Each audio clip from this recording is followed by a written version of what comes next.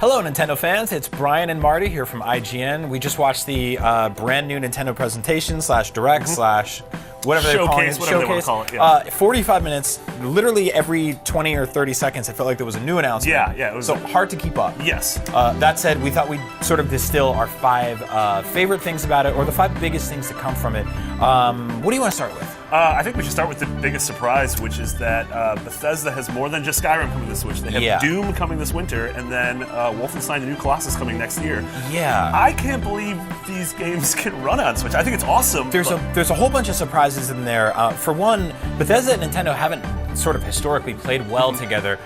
There were some kind of more outspoken quotes in the last few years about working on the Wii or the Wii U that support didn't really pan out. But now we're getting 3 games from Bethesda, and one of them is a legit next-gen game that's coming to all next-gen platforms, and the Switch is able to run it. So I'm fascinated in seeing how that comes together. Yeah, same. I think it's really cool. I think they fill sort of a role that there's not a lot of first-person shooters on the Switch, and we're getting 2. I mean, Doom is one of the best of the last couple of years, and Wolfenstein is shaping up to be amazing. And it's also just 2 mature games coming to the Switch, and I think it's also telling that Bethesda and Take-Two with LA Noire, they're going all in on this console. So I'm really hoping we see folks like Ubisoft and Activision and EA also do this. Yeah. So with the Nintendo Switch, we've seen very strong first-party support. We've seen tremendous indie support as well, and that sort of fleshed out the library. But we've been kind of missing a lot of the bigger third-party stuff. We got LA Noire from Rockstar this week is a great announcement. But some of the big, sort of more prominent games, you always figured you're just going to have to play those on your PS4, Xbox One, or PC. But the idea of them sort of figuring out how to bring those over, we know the Switch is more powerful than a PS3 or an Xbox 360. We know it's not as powerful as a PS4, PS4 Pro, Xbox One, Xbox One X, definitely not a PC. So I don't know where this will sit, if this will be a downgrade, but then again, being able to play it anywhere you want is a big boon to this thing. Yeah, so, I'm super stoked for that. Yeah, I'm down to play Doom again. Yeah. Number 2, Mario Odyssey. Yeah. Completely sold on this game. Didn't need to see 1,000 more worlds, but we got them. Yeah. Nintendo actually said during the presentation, we don't want to spoil anymore, and then they're just here's more. Yeah. This is, I feel like everyone's on the same page. We're hey, I'm playing this on October 27th. I'm done. I don't need to see more. That being said, everything they showed was awesome. Yeah, all these new worlds look really cool. Can we talk about photo mode real quick? Photo mode, it's so cool. That's tremendous. I like the idea of them being, you can rotate the screen so you can put it on your phone in any angle, setting it as black and white, setting the sort of background filters to blur it. I think you're going to get a lot of really cool, really interesting, really bizarre and weird things. Well, and that's the whole thing is with Cappy and sort of the whole transformation and takeover ability in this game. People are going to do some strange things that Nintendo didn't even think of, and be able to capture it and then share it with their friends. Yeah, I want to see a lot of weird glory shots of that disgusting lizard thing. I don't know who that man that gecko lizard thing with the wings. It's just a weird power-up. Also, we got to see Mario's nipples. Is that the first time we've ever seen It might be. 2017, we saw Link's nipples in Breath of the Wild, and we saw Mario's. So I'm going to be honest with you while we're here and while we're friends and we're getting comfortable with each other. Marty and I talked about this video before we made it, and I went on Google and I started looking for Mario's nipples, and I didn't find what I was looking for. I found other things that are not great, so don't do that. So just take our word for it. This might be the first time we've ever seen those big old mams.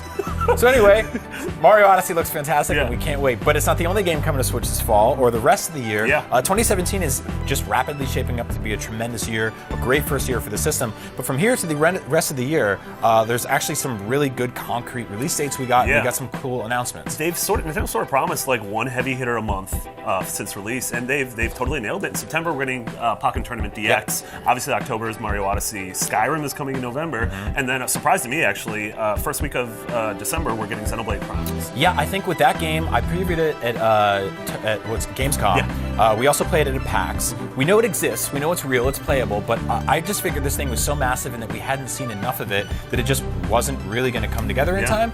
I also didn't really see room for it this year. It felt like there was just so much to play already. But we are kind of missing that massive actual RPG. Breath of the Wild gave us not an old Skyrim. Or something like I Am Setsuna or something like that, right? Like a brand new massive RPG. So that's a really awesome way to close out this year. The system launched in March, and we've got nothing but pretty much heavy hitters every single month since then. So it's a really cool way to close 2017. Yeah, honestly, and it just shows that I think the Switch has had one of the best first years of honestly any console I can think of. Yeah, of any ever. It's been tremendous. So it's been really cool being on board for that since day one. if you're still rocking a 3DS, the first sort of quarter of this presentation was dedicated to you and your system that you will not let go of, and they will not let go of either, which is good because maybe you don't want to buy a Switch yet. You want to wait a little while. You're getting 3DS Minecraft. Now. Yeah, it's literally out now. Yeah, it seems like this is the last thing that Minecraft hasn't been on. You can probably play Minecraft like on a smart fridge at this point. Yeah. But I think it's cool. Yeah, it's just finally one of those like, hey, like as the 3DS is riding off into the sunset, take one of the biggest games of the last 10 years and put it on there. I think the interesting thing to see will sort of be how big the worlds can be. We saw on Switch that they actually get pretty massive on next-gen consoles as well. On PC, it goes on forever.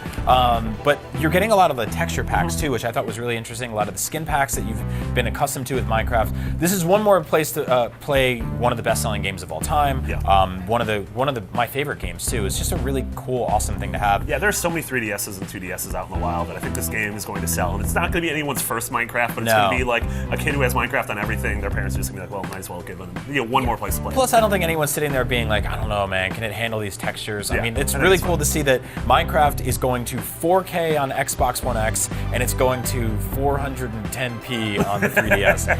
And finally, rounding things off, Mario Kart. We do a lot of lists, or no, Mario Party. I'm sorry. We do a lot of lists here at IGN where we rank our favorite things of all time. Nintendo actually saved us some time. They ranked the top 100 Mario Party games ever made, and they're putting them into one cohesive package. Yeah, that's really cool. From all 10 of the core Mario Party games, from N64 and GameCube and everything. I think this is really cool. I think I'm a big old school Mario Party fan, so the idea of distilling it into 100 of the finest mini games and playing it against your friends, you can play with a single cart.